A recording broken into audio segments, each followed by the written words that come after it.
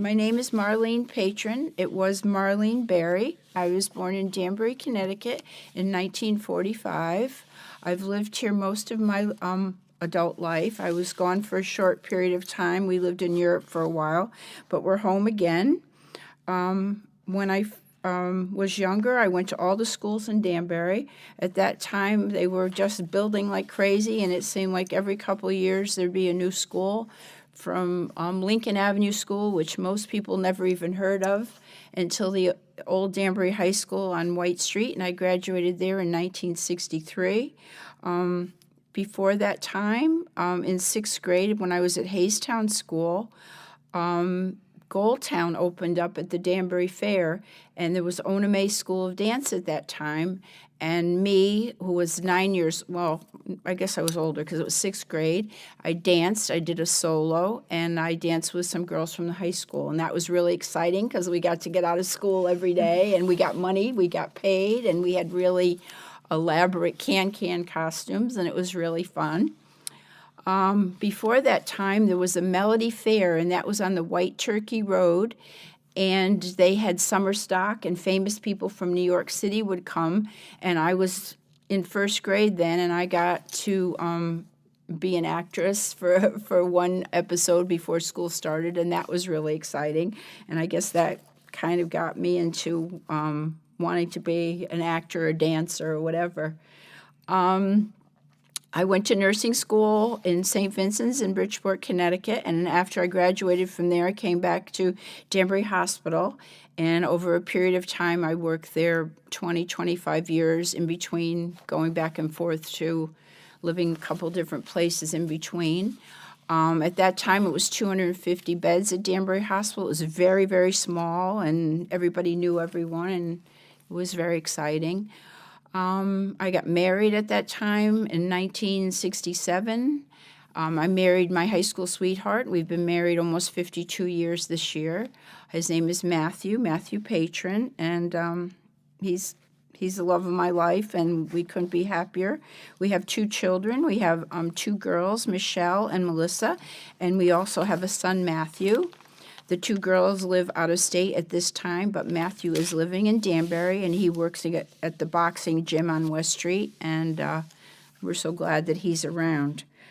In high school, in junior and senior year, I was asked by Mr. John Leahy if I would be queen of the fair, and that was a great honor, and it was wonderful because I went every day to the fair. We dressed up in a gown, and we were in the parade, me and two other girls, and we got to meet the dignitaries that came to the fair. I believe it was Governor Dempsey at one time, and whoever the celebrities were at that time, they invited to the fair, and we sat with them, and we talked to them, and we told them about the fair. And then I was like a representative of the fair, and I got to go around to all the different booths and, have your picture taken, and, very exciting for a 16-year-old. And in senior year, he asked me again to be queen of the fair. That was the time when the movie with Pat Boone came out. It was called State Fair. And Sharon Tate was in that movie as well. I did not meet Pat Boone, but I did meet Sharon Tate and Pamela Tiffin. And they were the big movie stars at that time. It was really funny because they had a whole bunch of models come in, and here I am, little Marlene Berry from Danbury, Connecticut, like a little bumpkin, and they had all this makeup on and these fabulous gowns, and I was like, oh my God, I think I had lipstick on, and I don't even know if I had mascara then, but we rode on a trolley around New York, and we met different dignitaries, and we sat in the front row, and we were just treated like, a premier and a celebrity at the time, and it was very, very nice. Wait, what years were those? I'm sorry? What years were those? That was 61 and 62, and there are pictures because they wrote a book. Andrea, I can't think of her last name right now, but she wrote a book, and there's an article in there that I gave her. I interviewed her, and there's a picture of me with a huge oxen behind me holding the oxen. So it was really fun. And the fair was part of our life in Danbury because my grandmother worked there. My grandfather worked at the gate. He was a guard. Everybody took off from work, and it was a big deal. I mean, it was it was really fun. And when my girls were young, we took them to the fair as well, and it was really exciting. But anyway, let's see. So I worked at Danbury Hospital. That was good. I worked there on and off, my whole career pretty much. I'm just trying to think what else. I also danced for Lathrop School of Dancing in Newtown, Connecticut. I did that as well. I thought dancing would be my life, but there's no career in dancing, and so I ended up being a nurse, which I never regretted. My mother pushed me into that, and I was happy for that.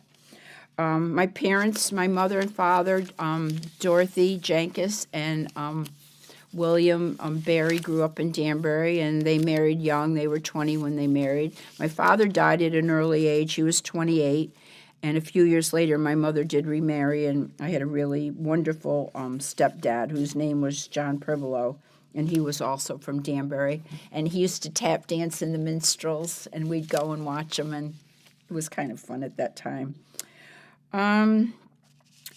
In 1994, we had the chance to go overseas. We went to Vienna, Austria for 6 years. My husband was working for Kraft Foods at the time, so we went over there, and that was a very exciting time. I got to meet like 700 women in our women's club and, be on the board there and be PTO president in an American International School. I met a lot of ambassadors and people from around the world. And then here again, I'm thinking, here I am, this little bumpkin from this little town in Danbury, Connecticut, nobody ever heard of. And I got to do a lot of really exciting things, and I was proud of the things that I was able to do, and it was great.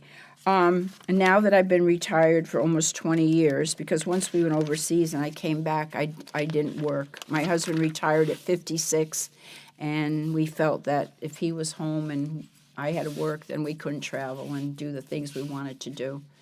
So I've joined the Women's Club, the Danbury New Fairfield Women's Club, which is wonderful. We have 200 members, and I'm very active in that.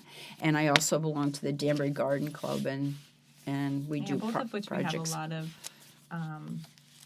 collaborative efforts with the Women's Club. I was actually just at their awards breakfast. Yeah. Oh, I could go. I go every year. Yeah. I usually go. That's a highlight for me to go, but we were away. We were in New Orleans for the week, so I couldn't go this year, but I usually go. I sponsor Bridget. That's why I mentioned. She's my charity, and I put her name in, and I imagine she was there. I imagine I gave her money. Yeah. So that was really good, but in the garden club, we're actually doing.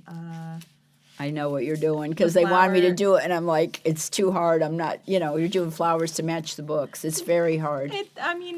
I feel like we had a long discussion about this because evidently there was some feedback that people weren't sure what to do. Yeah. And we're hoping that my coworker Cece put together like a sort of an explanation as to what we're looking for or expecting, and the truth is we're not really expecting anything specific. Yeah. So it could be something as simple as you find this blue book cover pretty, so here's a flower arrangement of blue flowers. But that's what you're saying. But have you ever been to the Wadsworth Athenaeum and seen what they do with the flowers and the pictures? Right, but we don't care about what they do.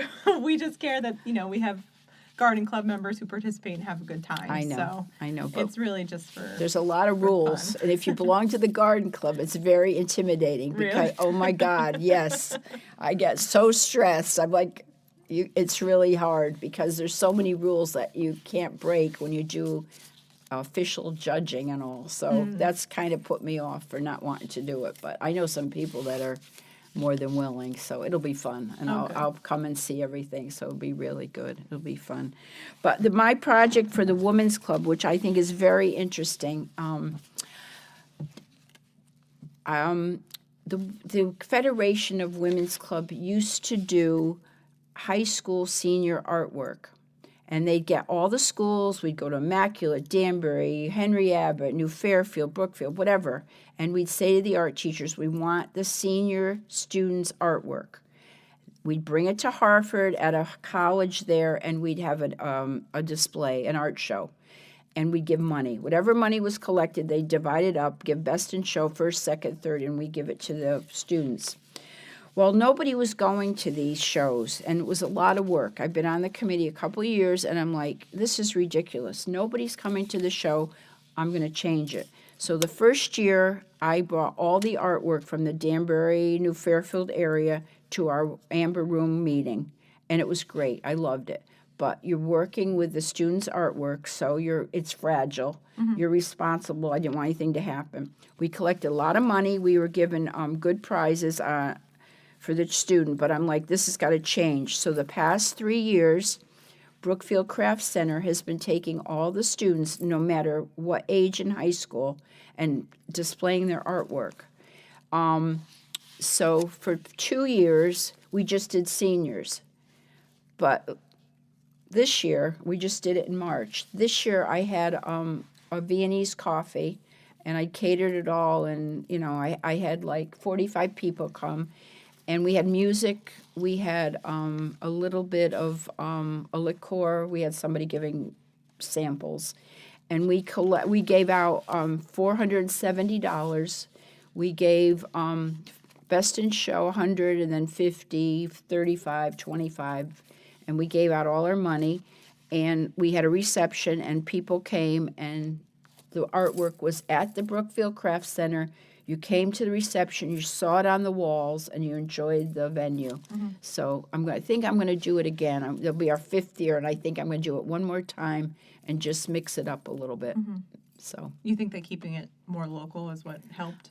I think what helped is that it's convenient. None of the women in the women club, most of them are getting up there, which we all are, and they don't want to drive. Yeah. And it's on a weekend. Yeah. So they don't want to give up their time, and they don't want to go. They want to participate. They want to give money. They want to be part of it, but it's got to be convenient, Right.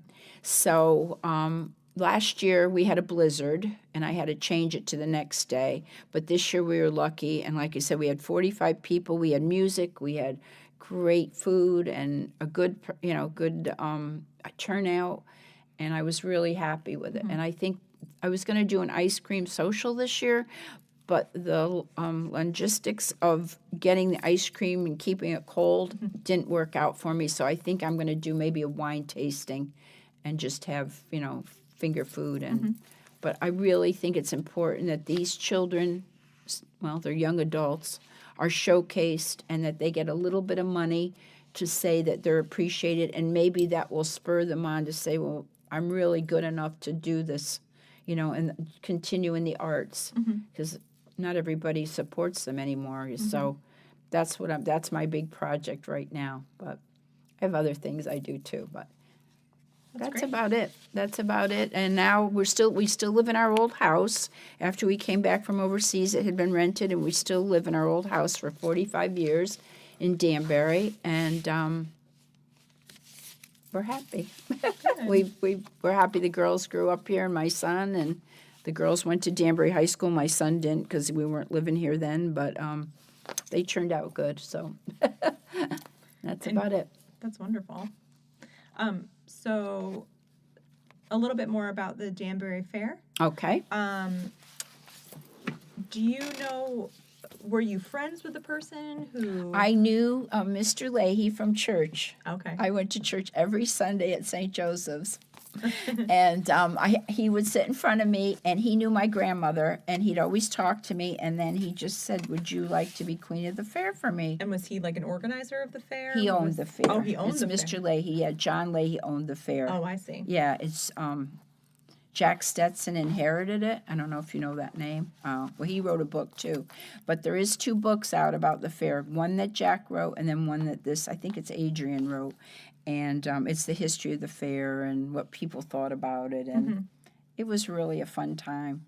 Even when the fair wasn't open, because it was only 10 days in October, even when it wasn't open, they have along the fence, because the property was just sitting there, they'd have like, I don't know, a Santa Claus or Easter eggs or whatever. My grandfather would come and take the girls and go over, and they'd walk and look at the stuff, and it was fun, So it was a good time. It was like you couldn't wait to go. And on Fridays, once a year, Mr. Leahy gave all the students in Danbury a free ticket, and you could go to the fair for free. So that was a big deal. You got a new outfit, and no, it was a big deal. And when I was growing up, going downtown on Main Street, my mother even told me she used to take me in the carriage when I was little, because we lived on Pleasant Street, which isn't that far from downtown.